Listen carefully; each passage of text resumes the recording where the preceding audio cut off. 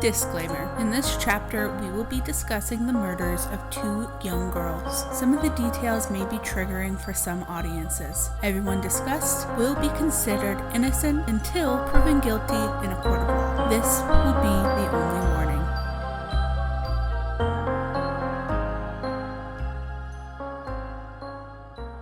So just backing up to the crime scene that you just went over, I want to say that we are aware that the document says that Abby was dressed in Libby's jeans, for example.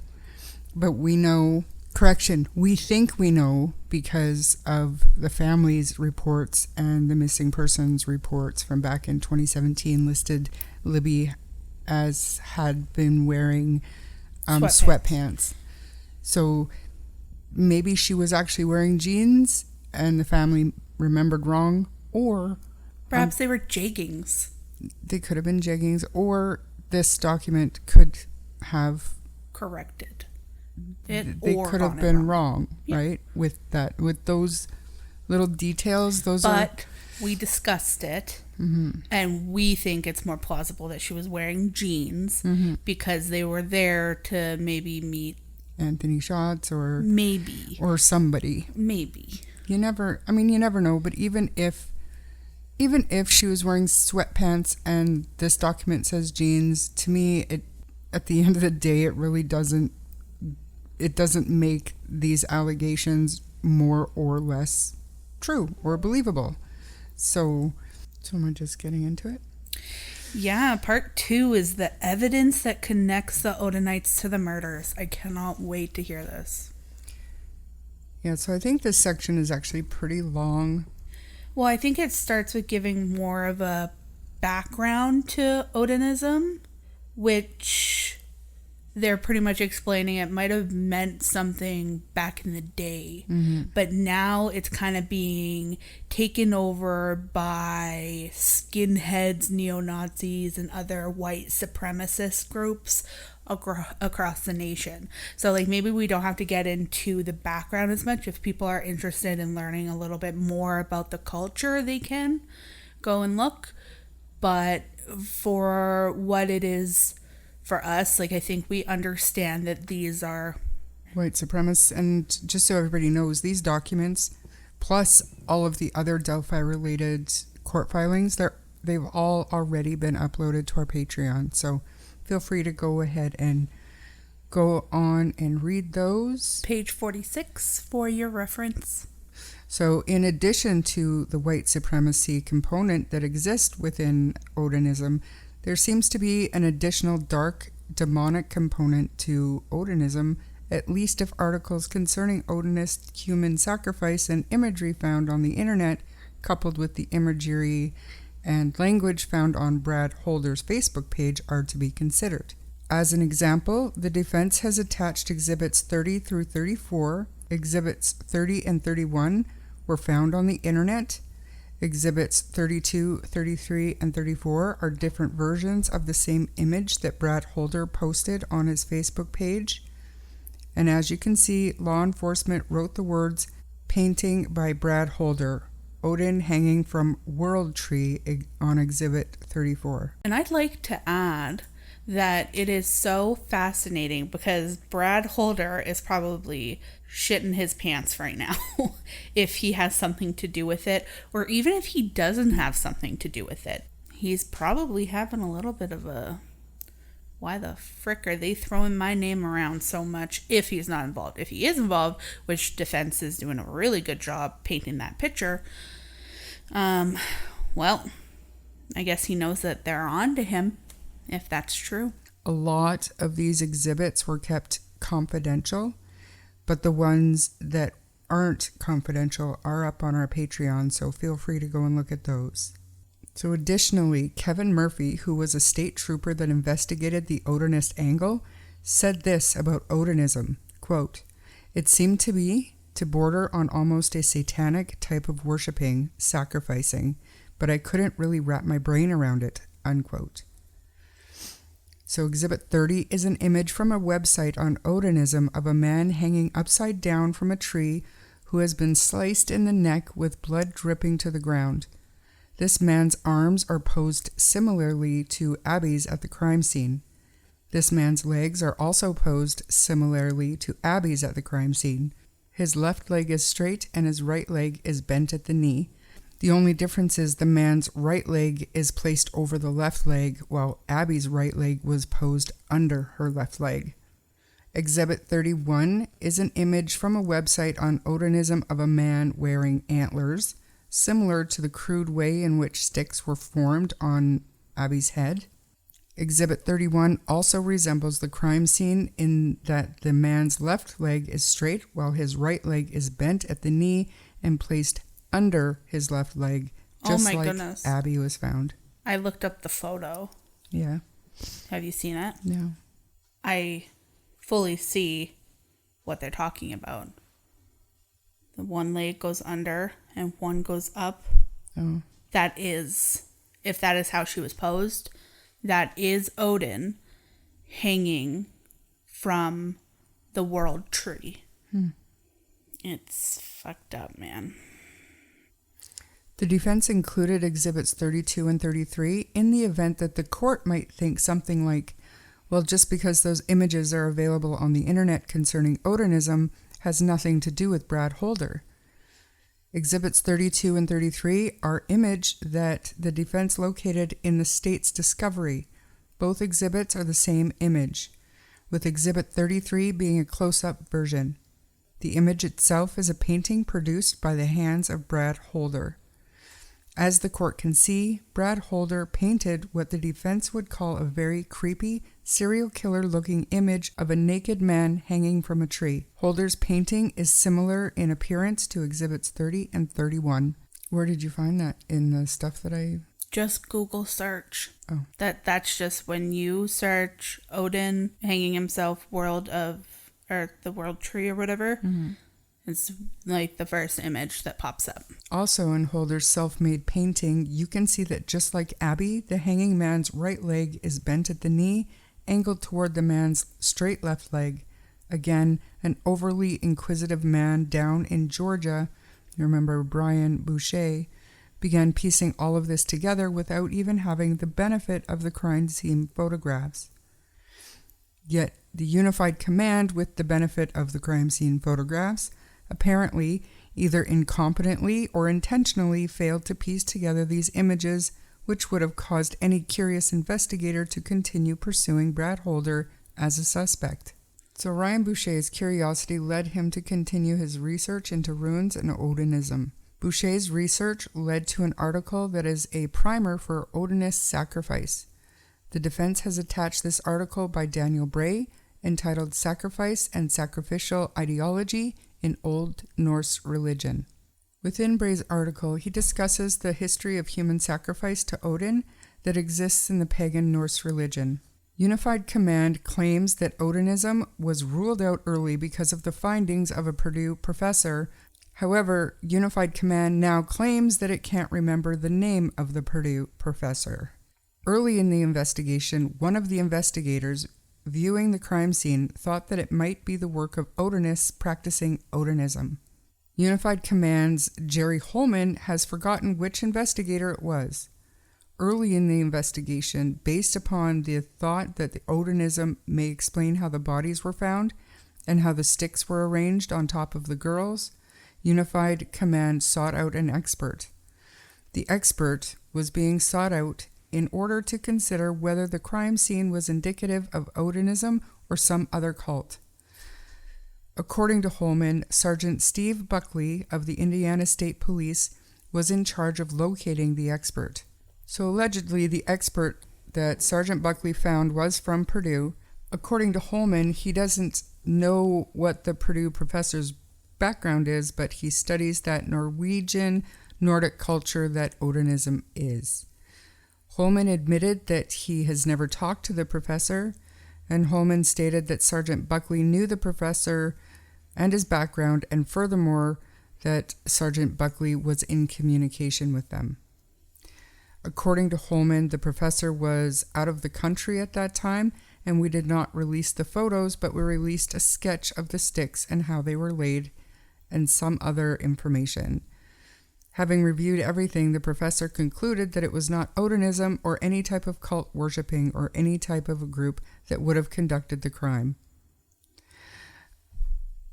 And I'd like to say one of my suspicions was, obviously I haven't seen the crime scene photos, but it could be if a professor who studied Odinism couldn't recognize the ruins and the symbolism that was left at the crime scene as being occult related, it could be somebody who was staging it, just like they said.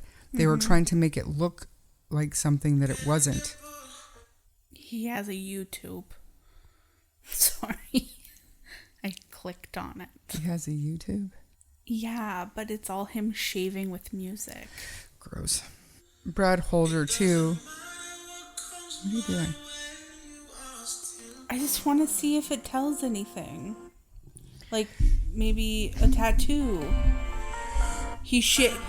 Oh, it's him shaving his head clean. What date? Because a lot of people July last 2nd. night were saying that he had shaved head and a long beard on February 13th, 2017. Yeah. But what I'm saying is who typically puts the effort into shaving their head fully bald? Oh. White supremacists. Oh. Girl. This is just July 2nd, 2023, but you are right on, in February, it was, like, he had, like, the beard. He looked more like Bridge Guy. Oh. Okay. But, I don't know. Like, what if, June 25th, he shared a TikTok that says, "Come, now is the time to worship." It says this video is unavailable as it belongs to a private account. So, I think maybe kind of late to the social media game if we're going to troll him. He's probably, at this point, he's probably gone on and privated everything. not his Facebook, not his YouTube. Yeah. If anything, somebody needs to start Tell him screen to? recording. No. Whose side are you on? Tell him to. No, screen record everything before he's able to delete shit. Oh, people did. Absolutely. Like, one of the first things I did when I seen his name is I went on and I took screenshots of all the weird shit that was on his Facebook, and then come to find out some of the stuff that I grabbed is mentioned in this document. Mm-hmm. Because still to this day, you can go back and see it. He still doesn't see anything wrong with posting some of the stuff that he posted. True that. Look at that stature, dude. That's Bridge Guy stature. Allegedly. In my own opinion. Why share TikToks to your page if I can't watch the TikToks, dude? So, however, Jerry Holman told a different story to Trooper Roland Purdy concerning the conclusions of that professor. Trooper Purdy began assisting with the investigation in March 2017. However, the first time that Purdy ever heard the word Odin or Odinite was at least May or June of 2017. It's also important to note that the first time that Trooper Purdy heard the word Odin or Odinite wasn't even through the Unified Command or any other law enforcement officer, but rather through Becky Patty, who is Libby's grandma. Becky Patty, while talking to Trooper Purdy, informed Purdy that Abby Williams had dated Holder's son, Logan, and that Logan's dad was an Odinist named Brad Holder. This information interested Purdy, who then talked to Holman, and Holman told Purdy that they had already run the sticks information. This information interested Purdy, who then talked to Holman, and Holman told Purdy that they had already run the stick formations and Odin angle through a Purdue professor. Holman told Purdy that the result from the Purdue professor were, quote, kind of inconclusive, unquote. But seriously though, how would that work? If he's checking in at a gym at the literal time of the murders. Like on his Facebook, then he can check in anywhere. What do you mean? That literally could be him trying to use an alibi. But wouldn't the police be able to ping his phone? Not to his location, to a cell phone tower. Close to Delphi. Yes, but if there's one cell phone tower, no matter if he's at the gym or in a forest. He's in Logansport.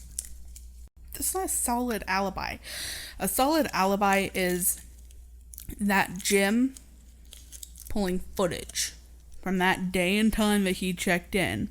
And if he's not there, that's evidence. If he is there, that's an alibi.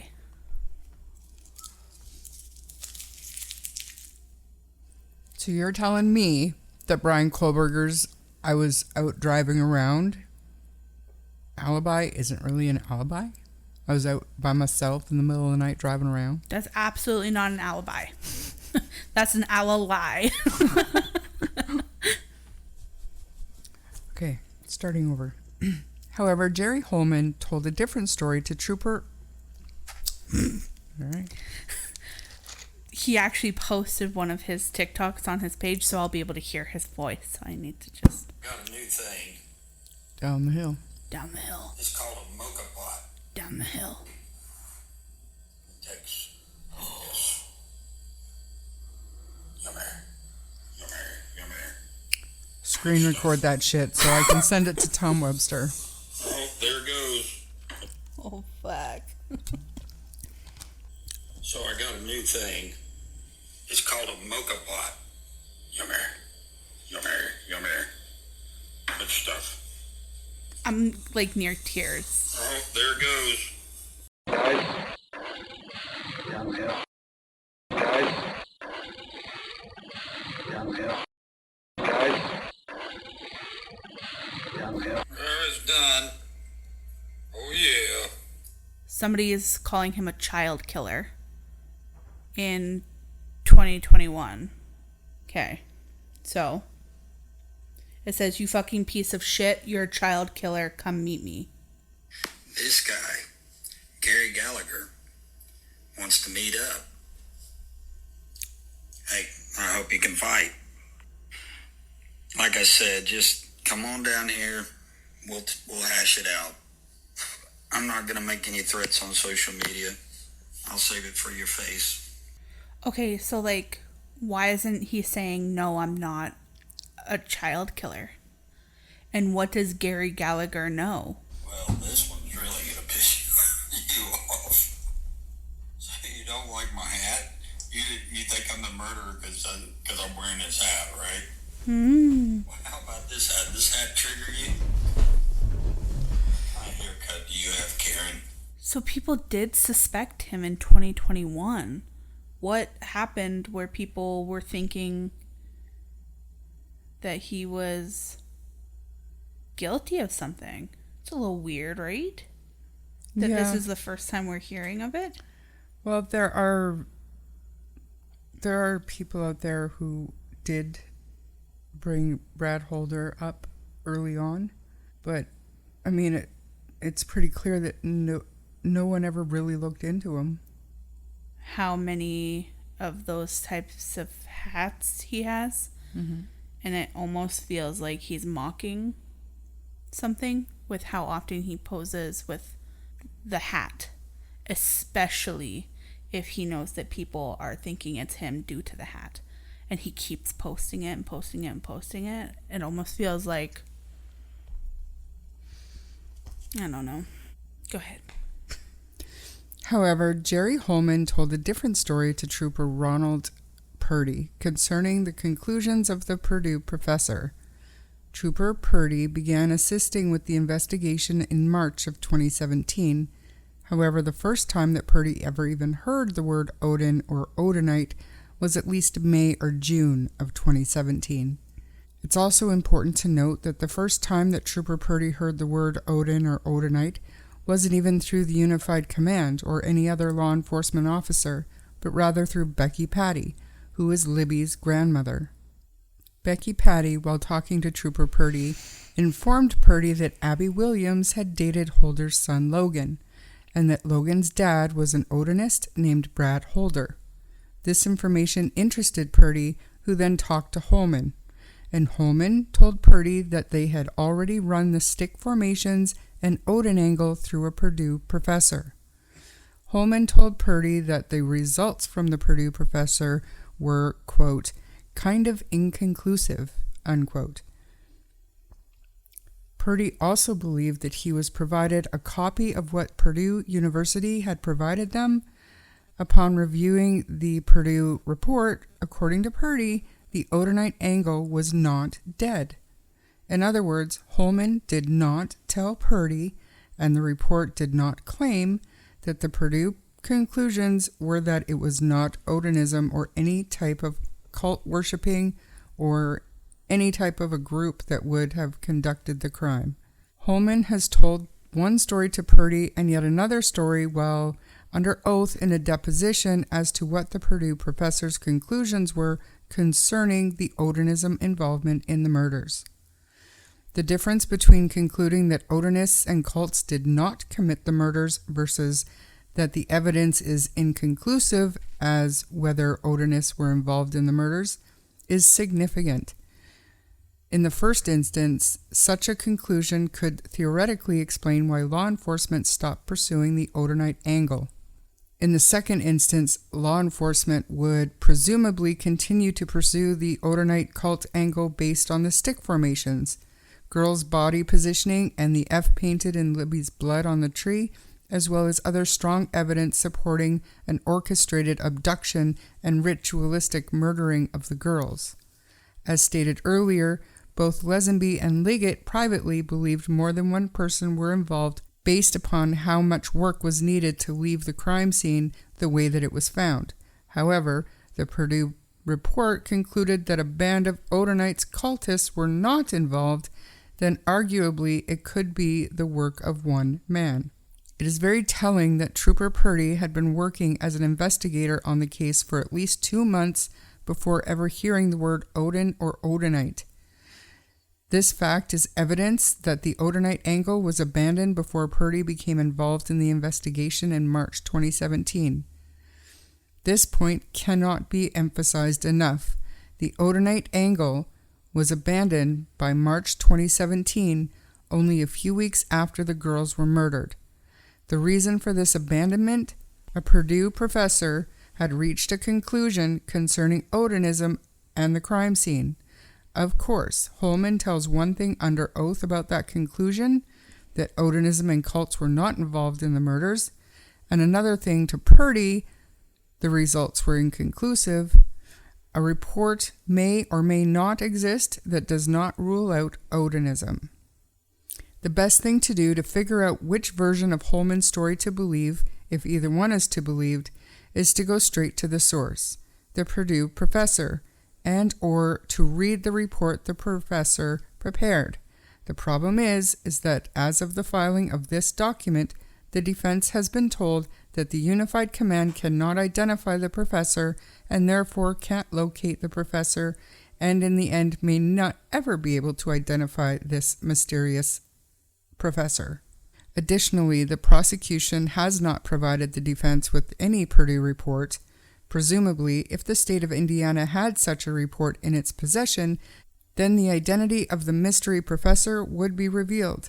The only conclusion is that the Purdue report is missing, just as the author of the report is also missing.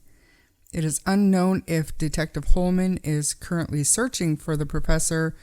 If so, he will probably never be found because of the incompetence surrounding this investigation and the complete inability to conduct a comprehensive review of all the facts and circumstances pointing to the involvement of multiple actors in this crime. To summarize, the crime scene is chock full with signs of cult involvement. At least one law enforcement officer believed that the cult involved may be Odinites. Therefore, very early on in the investigation, Unified Command claims to have found an expert from Purdue.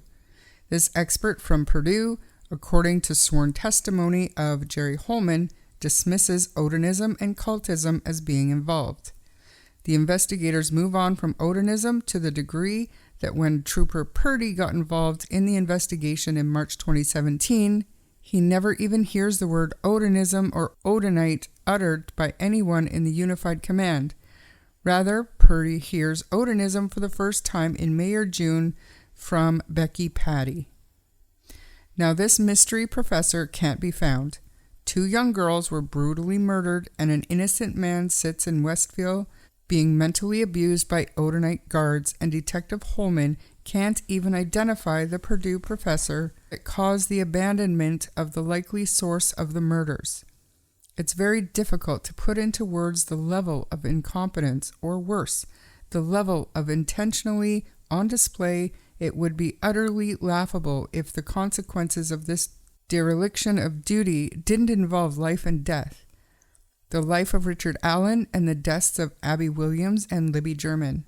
These are the facts that greatly undermine the credibility of the entire investigation and are an embarrassment to the greater law enforcement community. As stated previously, when determining whether a Frank's hearing should be granted, the court will be determining whether the actions of Tony Liggett, as alleged by the defense, were intentional or reckless. Surely a missing Purdue professor and missing report would qualify as either intentional or extremely reckless conduct. Luckily for Richard Allen, Detective Murphy was thorough and organized enough to document in great detail his findings on the Odin angle of the investigation. Enter the Odin report. It seems only prudent that the court would review this report in its entirety before reading the remainder of this memorandum. So who is Brad Holder? Who is Patrick Westfall? Who is Johnny Messer? Who is Elvis Fields? And who is Rod Abrams? And why does the evidence strongly point towards these men as having been involved in the murders of Abby and Libby? The Odin report provides much of the information. However, the report is not the only source of evidence provided by the state of Indiana that links these men to the murders. The investigative fingerprints of Todd Click and the late Greg Ferenczi are prominently peppered throughout the Odin report. Click also prepared a roughly 85-page report and delivered it to the Unified Command. However, the defense didn't receive this document until September 8, 2023, nearly 10 months after the defense counsel entered their appearance. The defense will now show what Liggett and the rest of the Unified Command knew but refused to act on. This information is also what Liggett concealed from Judge Diener. The defense will include the evidence that links these men to the crime scene and each other, including the intimate knowledge that these men had of the crime scene that only someone who had been at the crime scene would know. So as for Brad Holder's connections to the crime scene, Brad Holder's son, Logan Holder, was dating Abby Williams at the time of the murders. Nobody has denied this fact. Amber Holder, for example, discusses this fact on page 9 of the Odin report. Exhibit 37 is a document memorializing the only known interview of Brad Holder concerning the Delphi murders, at least through August 30th, 2023. In that document, it is learned Brad Holder details that he was usually in Delphi every weekend visiting his friend Patrick Westfall and attending sacred religious ceremonies at Patrick Westfall's house, usually on Sundays. Patrick Westfall and Brad Holder had been friends prior to the murders of Abby and Libby. In fact, Patrick Westfall and Brad Holder were found in a photograph together as late as January 21st, 2017. Find attached a copy of said photograph marked as Exhibit 38. Murphy noted on page 11 of the Odin report that Westfall appears 10 times in pictures that Holder posts on Facebook prior to February 13th, 2017.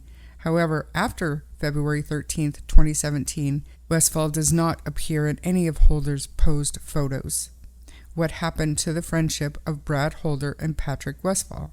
Well, Amber Holder tells a very disturbing story. As can be viewed on page 9 of the Odin report, Amber told law enforcement the following. She, Amber, said that Brad spoke of Patrick one time when he was intoxicated and said that he and Patrick got into a fight and they no longer speak to each other. He told her that he and Westfall were in the woods near a river conducting a ritual. One of them said or did something that the other did not agree with, and they no longer talked to each other. She said the river was near Patrick's house.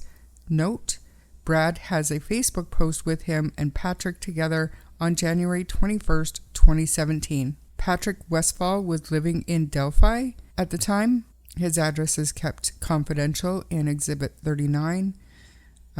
This document is the narrative report of what is believed to be the only interview police conducted with Patrick Westfall. The address that Westfall was living at the time was 3.1 miles, or a roughly 7-minute drive to the cemetery, which is the closest entry point to where the girls were murdered. As we know from Exhibit 37, Brad Holder admitted that he spent every weekend hanging out with his friend Patrick Westfall in Delphi and participated in those religious ceremonies on Sundays with Patrick. The girls were abducted on Monday, February 13th, 2017, and Patrick Westfall appeared to no longer be friends after February 13th, 2017. Defense is unaware as to whether law enforcement were even mildly curious enough to seek Brad Holder or Patrick Westfall out to ask them about their explosive information Amber told police about an argument over a ritual gone bad in the woods sometime in February 2017. Additionally, Richard Allen's defense team is unaware whether law enforcement sought a search warrant for Brad Holder or Patrick's homes. So Amber Holder tells a second and equally disturbing story. When interviewed a second time, Amber discussed another conversation that she had with Brad Holder. She had gone to Brad's house to visit him. While the children were upstairs, she inquired about Patrick Westfall under the ruse that Amber's girlfriend had a date with Patrick. This is what is contained on page 10 of the Odin report. It reads as follows: Brad became very nervous and told her that she needed to stay away from Westfall or she would end up dead. She said that Brad told her Westfall and his crew was responsible for the murders of the girls in Delphi and a fire that killed 2 girls. I asked her if she knew of the fires in Florida that killed 4 girls, and she said she was not familiar with any fires that killed any children until Brad had mentioned it that day. She said Brad may have been talking about that fire, but had the number of killed wrong. She said Brad told her that Westfall and his crew had friends in several states and that they have no problem killing race traitors.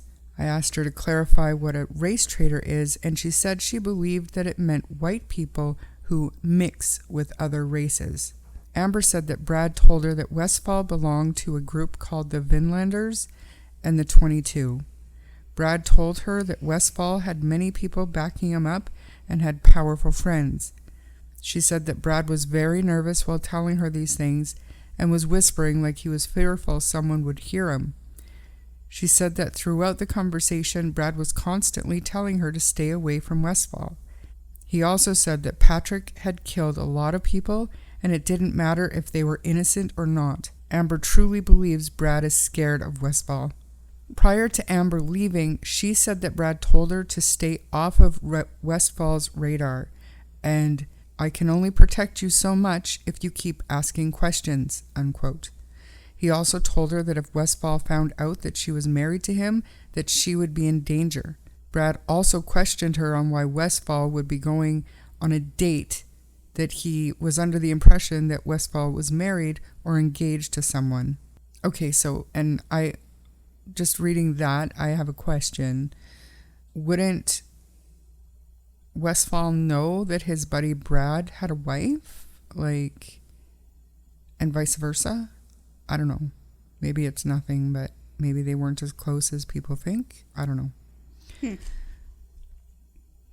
So imagine being an investigator trying to solve a horrible murder, having learned all of this information. What would a good investigator do? What would good leadership in the form of the Uniform Command do with this information? We would ask the court to think about all the tools that law enforcement had in its arsenal to pursue an investigation once these explosive stories were told. It doesn't appear that the Unified Command did anything.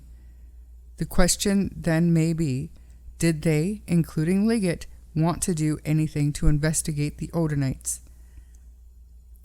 Was Uniform Command and Tony Liggett, who is a member of the Unified Command, act intentionally or recklessly in the way it conducted the investigation, and by extension, was Liggett acting intentionally or recklessly in concealing this information from Diener in his affidavit for search warrant? What else linked Holder to the crime? On April 7th, 2017, Holder posted a photo of a hand marked with the exact ruin found on Abby's body. So the next number of pages is basically going through Brad Holder's Facebook profile over the years, which is exactly what Bree's been doing as well. I'll admit that it is disturbing. It really is, but to read through every little thing, I think would be a little bit redundant. But again, this document, as well as many others, are up on Patreon, so go and have a read if you want to listen to those, or sorry, if you want to read those. But I'm going to skip ahead to the next quote friend. In the document, it reads, Brad Holder's Facebook page links him to Elvis Fields in Rushville, Indiana. Elvis has admitted to participating in the murders and to now being part of a gang, even providing intimate details of the crime scene that only those participating in the murder would know. Elvis followed Brad Holder on Facebook and even recreated Brad Holder's Facebook pages like a fanboy. It makes sense. Oh, I should say that Elvis Fields has the intellect of an 8 to 10-year-old. So, how do they know that? Obviously through school records and stuff like that, right? So it makes sense near the finish of this section detailing some of the evidence that links Brad Holder to the murders by supplying the court with certain Facebook posts by Brad Holder that were mimicked and even recreated by a man named Elvis Fields. This will allow for a smooth transition to the next suspect on whom this memo will be focused, Elvis Fields. Who is Elvis Fields? This man that was mimicking Brad Holder's Facebook post from 126 miles away? You will soon learn that he is a man that has admitted to both of his sisters that he was involved in the murders. A man that told his sister that because of his involvement, he was now part of a gang and had a brother. A man who, after providing his DNA, asked police that if he could explain why his spit might be on one of the girls, would he still be in trouble, and then admitted to his sister that he did, in fact, spit on one of the girls. And perhaps most incriminating, a man who provided intimate details about the crime scene, the type of detail that only those that were at the crime scene could possess. Upon closer inspection, you will learn that Brad Holder and Elvis Fields did in fact have a common connection, Johnny Messer, but that Elvis lied to police claiming that he did not know Johnny Messer. Evidence provided by law enforcement shows that Elvis Fields lived in Rushville, 125 plus miles away from Delphi. Additionally, Elvis, at first glance, seemingly had no connection to Delphi or Logansport. However, once law enforcement officers Greg Ferenczi and Kevin Murphy learned that Elvis had confessed to his sisters, and especially after Elvis posed a bizarre question to Murphy, these curious law enforcement officers wanted to look at Elvis's Facebook page and ultimately compared it with Brad Holder's Facebook page. What they found was extremely telling. Elvis was obviously following Brad Holder on Facebook, as evidenced by the multiple posts that Elvis mimicked Holder. Elvis Fields was not only following Brad Holder's Facebook page, but Elvis was also emulating Brad Holder by recreating Brad Holder's Facebook posts in the year leading up to Abby and Libby's murders. The defense is attaching a series of 9 side-by-side photographs created by law enforcement. On the left side of each exhibit is a photo that Brad Holder posted on his Facebook page. On the right side of each exhibit is a photo that Elvis Fields posted on his Facebook page, in which Elvis took the time to actually recreate the photos that Holder posted. They are marked as exhibits 55 through 63. Highlighting just a few of those side-by-side photographs, Exhibit 55 shows that Brad Holder posted an image of brass knuckles surrounded by other weapons like guns next to Elvis Fields' mimicked post, recreating a photo featuring brass knuckles surrounded by weapons which were knives. Exhibit 56 shows Brad Holder posted an image of Holder placing a single arrowhead in his hand next to Elvis Fields' mimicked post, recreating a photo of Elvis placing a single arrowhead in his hand. Exhibit 56 shows that Brad Holder posted an image of himself placing a single arrowhead in his hand next to Elvis Fields' mimicked post, recreating a post of Elvis placing a single arrowhead in his own hand. Exhibit 57 shows that Brad Holder posted an image of two arrowheads near each other next to Elvis's mimicked post, recreating a photo of two arrowheads near each other. Exhibit 58 shows that Brad Holder posted a photograph of a single clear mason jar next to Elvis's mimicked post, recreating a photo of a single clear mason jar. This mimicking is certainly curious, especially when Brad Holder's son dated Abby Williams when Elvis Fields, 125 miles away, confessed to both of his sisters on two different occasions that he was involved in the murders. The confession included telling one sister that Abby Williams was a troublemaker, and that is why he used sticks to form horns on Abby's head, and admitting to another sister that he was in big trouble and going away for a while because he was present when the girls were murdered, and that he spit on the girls. What are the odds that Brad Holder's son dating Abby Williams and 125 miles away, a fanboy of Brad Holder named Elvis Fields, was mimicking Brad Holder's Facebook posts, and that fanboy admitted to being involved in the murders of the girls? For Liggett and Holman, apparently this coincidence was nothing important. Moreover, Trooper Ronald Purdy refused to concede that Elvis's mimicked and recreated Facebook posts proved any connection between Holder and Fields. Trooper Purdy explained that the mimicked and recreated photos between Brad Holder and Elvis Fields might just be a coincidence. Liggett failed to inform Judge Diener of the evidence supporting Brad Holder's involvement in the murders. Before moving on to the evidence that supports Elvis Fields' involvement in the murders, the defense finishes the Brad Holder section by 1. Discussing Holder's purported alibi, 2. Showing the evidentiary linkage between Holder and Elvis Fields that support Holder luring Elvis to get involved in the murders in order to join him and Holder's gang, and 3. The circumstances surrounding Unified Command dropping the ball by intentionally or recklessly clearing Holder as a witness within weeks of the murders.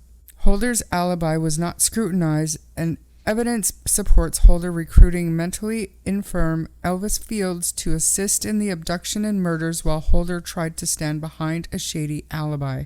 Holder's alibi was not even close to fully vetted. Whenever Holder's name was brought up as a suspect, one reason that kept popping up as to why Holder was cleared as a suspect was his purported alibi. An unclassified FBI report revealed the work or lack of work that law enforcement performed to check out Holder's alibi. That document is marked as Exhibit 65. This report was prepared on April 13th, 2017, and in this report, Pulaski Sheriff's Deputy Frederick Rogers followed up at Liberty Landfill in an attempt to verify the employment and the work schedule of Brad Holder. Susan Case from Human Resources stated that Holder's time card showed that he clocked in at 4:55 a.m. and clocked out at 2:45 p.m. Chase also said that she would be the only person that could change or manipulate the electronic time card. Chase further admitted that there was security cameras on site, and here's how Deputy Rogers memorialized that part of their conversation. Case advised Brad drives a, quote, junky red truck to work with a G on the front bumper. Case advised the security camera at the scales may have picked up his vehicle coming and going on that date. Case advised that Holder stays on property for his lunch break. The short report concludes with this. Case provided this officer a copy of the timesheet for this week showing Brad indeed had clocked in and out on February 13th, and he was still at work on today's date. Here is what we don't know about Holder's alibi at work. And also, if he didn't get off work until 2:45 p.m., how did he check in at that gym at 2:41 p.m.? So obviously somebody's timestamps are wrong. Anyways, here's what we don't know about Holder's alibi at work. Number 1, did someone clock in for Holder? There is nothing that Chase said about the clocking in process that would prevent someone else from clocking in for Holder. Whether Holder was actually at work on February 13th could have been better vetted by simply talking to Holder's workmates that would have been on the job site on February 13th to determine if they remember Brad being present at work on that day. 2. Did someone clock out for Holder? The same logic applies. 3. Did Chase actually watch the video? The report is so poorly written that it can't be determined whether Holder's distinctive vehicle could be seen on the video or whether Chase was merely claiming that, hey, if you want to watch a video from the camera placed near the scales, it should show Holder's truck coming and going. 4. Did anyone in law enforcement watch the video alluded to by Chase, and if so, what did they see? It is quite maddening that the report refers to the possibility that a simple review of a video could determine whether Holder's junky red truck with a G on its front bumper was seen coming and going on February 13th. However, the fact is that this report does not inform anyone of whether law enforcement ever viewed this video. It would be presumed that if the deputy did watch the video, he would have memorialized it. 5. Even if Holder's truck was viewed on the video, was Holder the person driving the truck as it arrived at the worksite? Perhaps the video would be able to show the image of the person driving the truck to see if it was Holder. And 6. Even if Holder's truck was viewed on the video, was Holder the person driving the truck as it left the worksite? In the event that Holder wanted to appear showing up for work, but then left early in someone else's vehicle to get to Delphi in the early afternoon, it would be important to know who was driving the truck when it left the property. It's only 24.3 miles or 32 minutes from Buffalo, Indiana to Delphi, Indiana.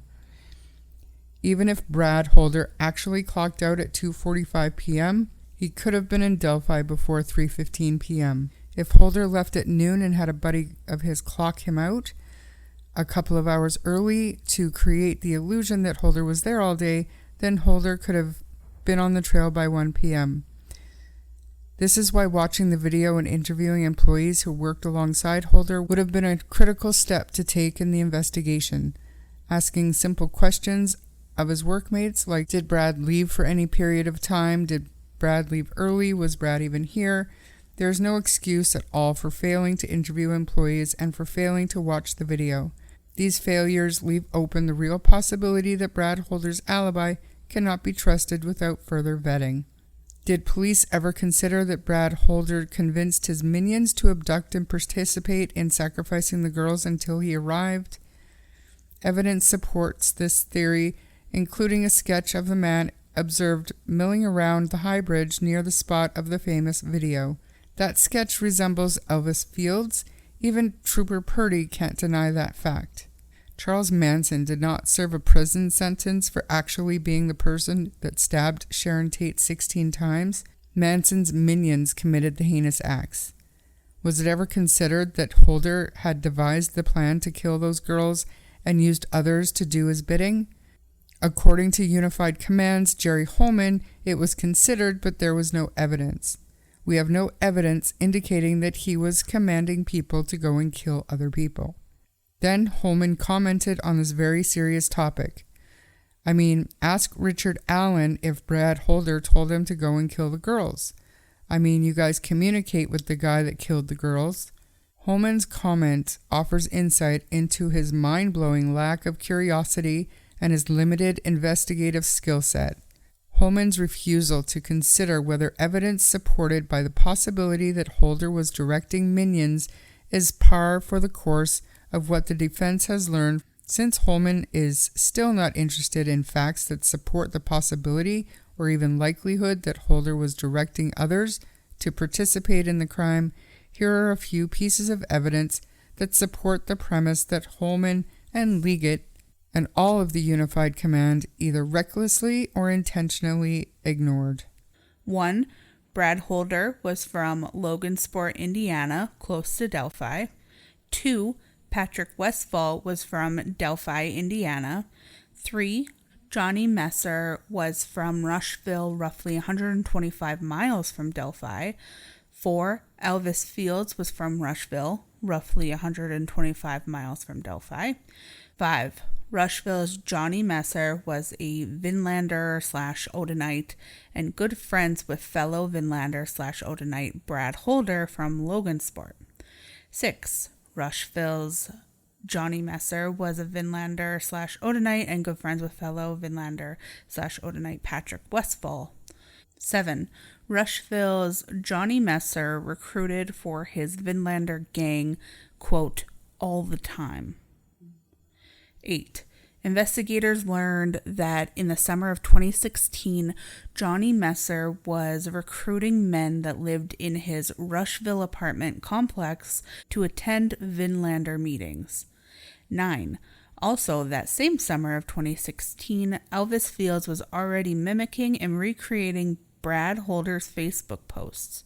This fact would provide evidence that Johnny Messer had already recruited Elvis Fields and introduced him to Brad Holder, and that Elvis was now following the group's leader. And then in brackets, they put Brad Holder. Now, that's very interesting that they're insinuating that Brad Holder, the leader, that might be a little far-fetched. But who knows, I guess. I don't fucking know. 10. The recruiter, Johnny Messer, was a friend/acquaintance of Elvis Fields, also from Rushville.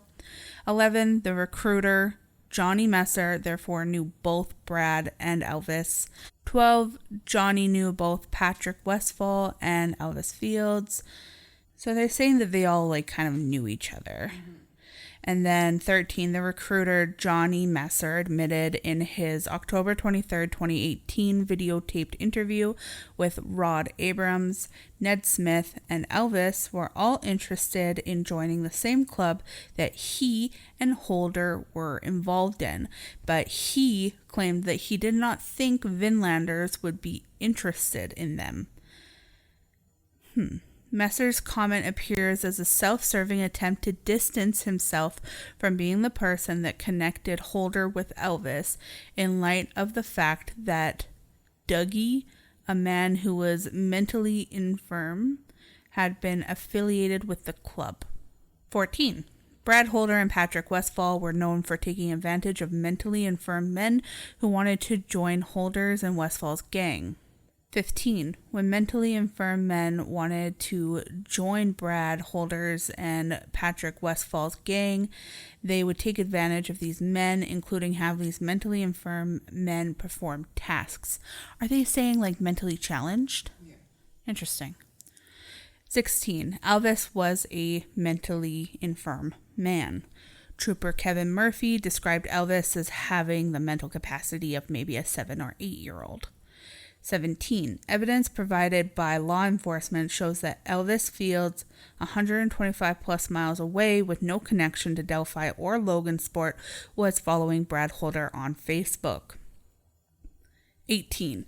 Evidence provided by law enforcement shows that Elvis Fields was not only following Brad Holder, but that Elvis was also emulating Brad Holder by taking the time to recreate Brad Holder's Facebook posts in the year leading up to the Abby and Libby murders. 19. Elvis's Facebook mimicking of Holder's posts may show that Elvis was enamored of Brad Holder and also wanted to be a part of Holder's gang. 20. Holder was known to prey on lower functioning members of society to take advantage of them, and Elvis was a lower functioning member of society. 21. Was Holder grooming Elvis, hoping that down the road Elvis would do Holder's bidding? 22. Did Elvis actually do Holder's bidding? Evidence supports that Elvis did in fact do Brad Holder's bidding. 23. An eyewitness observed a man within a few hundred yards of the Monon High Bridge where the girls were abducted. That man looked like Elvis Fields. So I'm not sure if it says so in here, but I know that they're saying that young bridge guy sketch is actually Elvis. That's what people are insinuating. Yeah. That makes sense. To the part that you're reading now, yeah. 24. The name of the eyewitness is Teresa Libert. 25. Teresa lived on the same side of the Monon High Bridge, only 560 yards from the very place where the famous Down the Hill video was taken. A paved road, Country Road 625 West, ends almost in front of Teresa's home. So this is what is referred to as the private drive. You know what I mean? Yeah.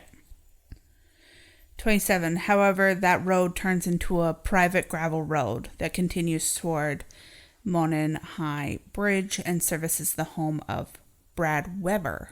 I feel like I've seen that name on. Yeah, because he's just off the private drive. 28. Around 8:30 a.m. on the morning of February 13th, 2013, Teresa Libert observed a man on 625 West near her house standing near mailboxes used by property owners nearby. 29. Teresa has never observed the homeowners walk to their mailboxes because of the distance from their homes to the mailboxes. The homeowners drive their vehicles to drop off and pick up their mail. Teresa had never seen this man before. That's number 30. 31. Teresa was in the passenger side of a truck being driven by her husband, Dave Libert. 32. The man Teresa observed was standing very close to the passenger side of the Libert truck as they passed him. 33. Teresa, sitting higher in the truck, had a good view of the man's face as she passed him and noticed that the man appeared to be startled and concerned at being seen. 34. Teresa, in fact, turned to her husband and asked something like, "What do you think he's doing?" 35. After passing the man and driving approximately 50 more yards to their driveway, the Liberts exited the truck. 36. After exiting the truck, Teresa looked in the direction of where the man had been and noticed he was gone. 37. Teresa did not see him on the road at all.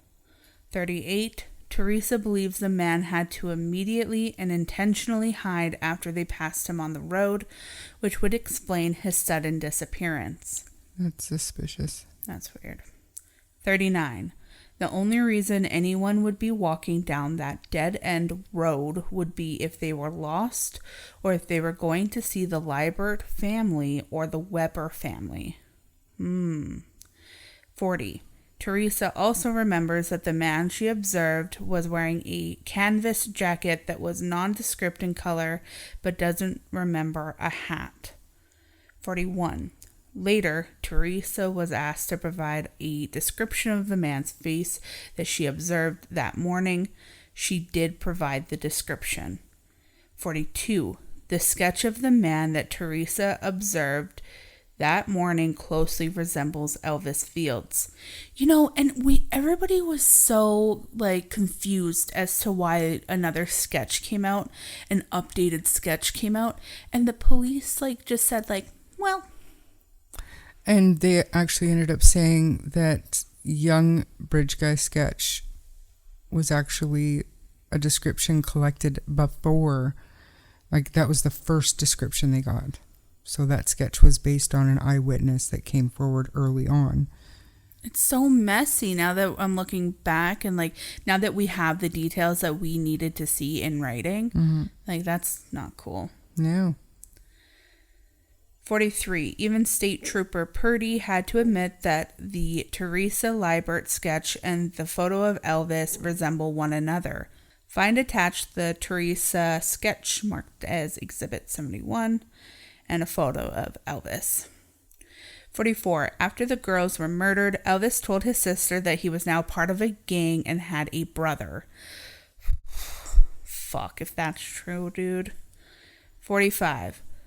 Was the gang mentioned by Elvis Vinlanders? And was the brother Brad Holder? Again, these are the types of questions the monumentally inept Unified Command should have been asking. Yep. Trooper Jerry Holman indicated in his deposition that there is no evidence that Brad Holder may have directed others to kill the girls. As stated earlier, Holman even proclaimed that Holder was not even really a suspect. The defense disagrees. Sometimes it just takes a little digging, a little curiosity, and the ability to put pieces of a puzzle together. Ouch. Well, I mean, one thing that I'll say is kind of interesting is that it outlines that within days of the girl's ritualistic sacrifice, law enforcement started receiving tips, and we knew that. And then we also knew, Richard Allen's thing was lost, right? Right. So it's kind of interesting to see that defense has information and evidence to support them saying that they started receiving tips from citizens who thought Brad Holder was possibly involved in the murder of the girls. For example, a report identified as blah, blah, blah, was submitted at 7:21 p.m. on February 16th, 2017. The narrative on this report stated the following. Father of Logan Holder, ex-boyfriend of Libby, social media shows him a member of Vinlanders, posts of half-dead women and fascination with gothic figures and symbols out of tree branches. Now, the only reason why I wanted to hit that before we moved on is that it's making me think, because when we were recording the other episodes, we would be sitting there going, somebody knows this guy. Somebody. And you're telling me that they still haven't called it in? They fucking did call it in. Multiple. They did know the guy. They're like, that looks like him, and he posts weird shit online. In this small town. Yeah. Like, it's kind of adding up a little bit too much. Yeah. And the next number of pages just kind of goes back over a lot of the evidence that was concealed or not investigated properly. I'm not saying that the document is redundant. It all needs to be documented, but I think reading it all again would be a little bit redundant. Yeah, I agree. At this point. Just because they talk about it in a few paragraphs, they are pointing the finger at Liggett, saying no leads required and no further leads. Like they're saying that maybe it was a clerical error, or an unfortunate oversight. To me, that's interesting. Because he said, he didn't say no further leads. He said no leads required. Right. That's not cool. No. I'm still stuck, and I'll never be unstuck on the fact that anybody that stood in front of the camera for law enforcement said, we haven't cleared anybody. Yeah. That's all they used to say. And I mean, I made kind of a little bit of a joke out of it in the episode where nobody's cleared, but they're covering everybody. Mm-hmm. Now, all of a sudden, in 2023, they cleared Brad Holder. It doesn't make sense. Yeah. So it's the report of people calling in and saying, you need to look into Brad Holder. And through that report, it was Liggett who said, no leads required, has been covered. And all I'm saying is I was reading through Brad Holder's posts, and this is all alleged, and I don't know, but when he posted about people accusing him of this, he did say in the comments that he had a police friend who told him that he wouldn't be able to pursue legal action against people saying these things. So I'm just saying I would love to know who that police friend is. That is all. Page 99, there's Patrick Westfall's connection to the crime scene. He's mentioned a lot. Did you read like through 93, page 93? Just about Joyce being interviewed by law enforcement officers Kevin Murphy and Greg Ferenczi? On 2 previous occasions, Joyce had denied that Elvis had made incriminating statements to her. However, in this 3rd interview, Joyce reluctantly recounted to Ferenczi and Murphy statements that Elvis had made to her in the fall of 2017. According to Joyce, sometime in the fall of 2017, Elvis moved in with her following the death of her boyfriend. Joyce recounted the following statements Elvis made to her in the kitchen in October of 2017, at a time when they were living together under the same roof. I am in a lot of trouble. I am going away for a long time. I was on that trail and that bridge with those girls when they were murdered. There were 2 other people there with me when it happened. I spit on one of the girls after they were killed. That's weird. For sure. That's a weird thing to have like on file and not dig into more. I agree. What's the phone problem? When told law enforcement would check cell phone records to see if Rod was actually at the hospital in Muncie, is that how I say that? Rod explained that hospitals cut cell reception on phones because they interfere with hospital equipment. So their phones probably would not show that they were at the hospital. In the Joyce interview provided in Discovery, handwritten notes, presumably of law enforcement, state the following: Fields, Ned Smith, Rod Abrams, not in Muncie on February 13th at hospital. Interesting. So they're saying that there's evidence that Rod Abrams was lying as well. On February 13th, 2017, phone records apparently show that Elvis's phone stayed in the same place in Rushville from approximately 10:30 a.m. until approximately 7:30 p.m. Phone records also show that Elvis, for some reason, did not use his phone whatsoever for roughly 9 hours. That's weird. That's weird. Elvis told law enforcement that he usually kept his phone on him. As stated in the previous paragraph, Rod stated that Elvis had taken his phone to Muncie to visit the mystery friend at the hospital. However, phone records show that Elvis's phone was in Rushville during that time frame. The phone problem is twofold. 1, Elvis's phone remaining at his home for roughly 9 straight hours conflicts with Rod Abrams' professed alibi for Elvis, Ned Smith, and Rod.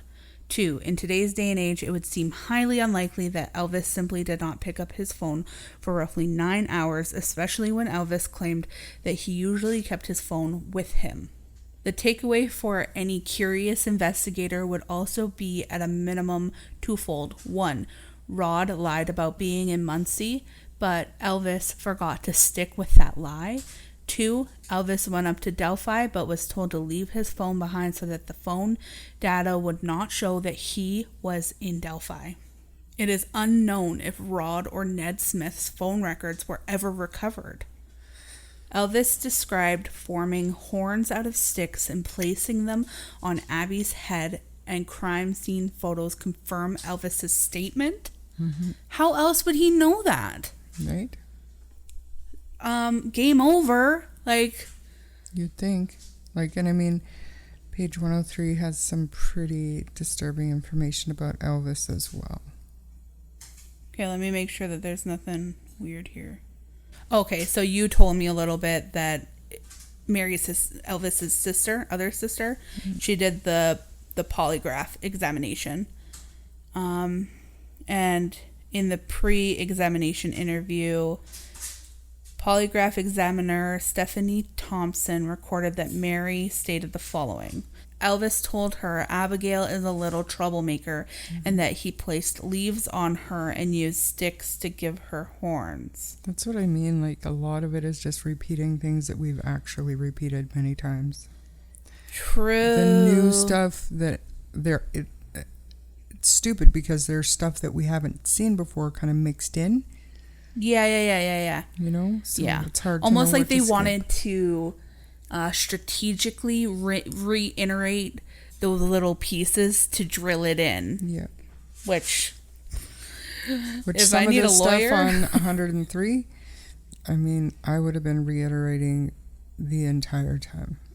Rod Abrams told police a lie about his whereabouts on February 13th, 2017.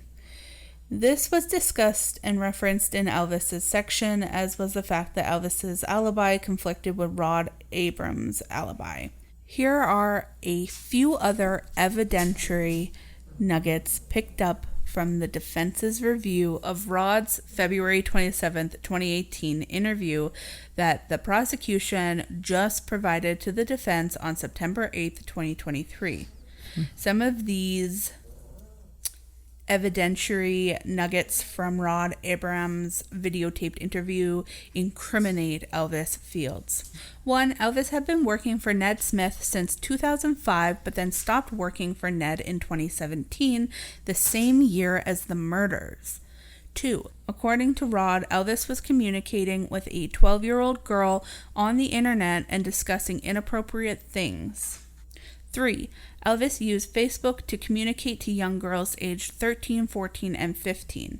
4. When law enforcement asked Rod, has he, Elvis, ever talked about doing anything to a couple of girls? There is a long pause.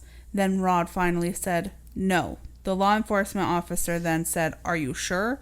Rod responded, he's never, he has, The law enforcement officer then says, you kind of hesitated when I asked you that. You think? 5. When Rod is asked if Ned Smith and Elvis will also say that they all were in Muncie on February 13th, 2017, Rod doesn't answer the question. But after another long pause, tells a long rambling story about how Ned doesn't always remember things. 6. Finally, law enforcement asks Rod if they can look at Rod's phone to see any texts between Rod and Elvis, and Rod refuses, claiming that Elvis no longer has his phone number after Rod changed phones. I'm like, okay, then fucking prove it. What do you mean? Yeah. 7. According to Johnny Messer, Rod Abrams, along with Elvis and Ned Smith, were all interested in joining Messers and Holder's Vinlander Club. Like, I can't with these, and Next is going to be part 3. The information about Elvis talking to young girls,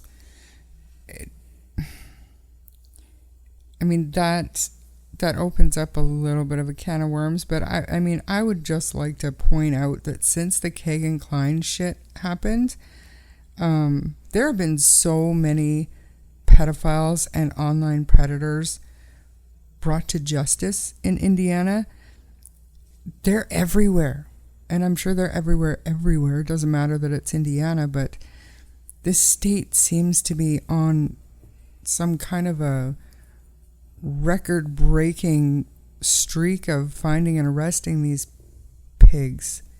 But anyways, I'm not saying that I think Elvis has been arrested or charged, which, if they have evidence of this stuff, shouldn't he be? But anyways, depending on what they're talking about, I guess. But sorry, go on. No, I feel like that's pretty much it for that part. And like the rest of the 136-page document is, I believe, about Liggett and his sketchiness, and then also just Odinism in Westville Correctional. Yeah. So the conclusion of part 2 was dense with information. However, the court should be able to see that Tony Liggett knew about the obvious connection between Odinism and the murders, and specifically the connection to Brad Holder, Patrick Westfall, Johnny Messer, Elvis Fields, and Rod Abrams, based upon the evidence provided to the court. The fact that a mystery Purdue professor purportedly led the Unified Command off the scent of the Odinites is preposterous. Additionally, according to Todd Click's affidavit, the FBI cold case unit determined that Odinites were involved in the murders, but the Unified Command did nothing to investigate it. Unified Command seemingly rebuffed the Rushville investigators, who were Ferenczi, Murphy, and Click, who believed, based upon a large collection of evidence, that Holder, Westfall, Fields, Messer, and Abrams were all involved. Liggett's concealment of this Odinite information from Judge Diener was intentional or reckless or both. Well, I think that's a pretty good place to end off for part 4. I agree. This is a lot of information. Yeah, Char's like dead. It feels like there's a lot of like repeat information, just things that they're trying to drill into the court's memory. So I think we'll skip through some stuff. If you really want to make sure that you don't miss anything, pick up approximately in the part 2. Like everything else we've pretty much read, like verbatim. Yeah. But in part 5, we're going to wrap it up and just kind of go through the main information in the final parts and not, well, at least try not to repeat the same old stuff over and over again, unless it has to do with something that we think is interesting or new. Right? Right. Yeah. So see you guys in part 5. If you enjoyed this episode, please like it and share it with your friends. If you don't mind giving us a 5-star rating, it'll help our show grow. You can email us at truecrimestorypod@gmail.com or on Facebook Messenger, and join our Patreon if you want bonus content, including over 140 Delphi documents, court filings, and the rest of it. I'm Brie. And I'm Char. And we'll see you in part 5, the final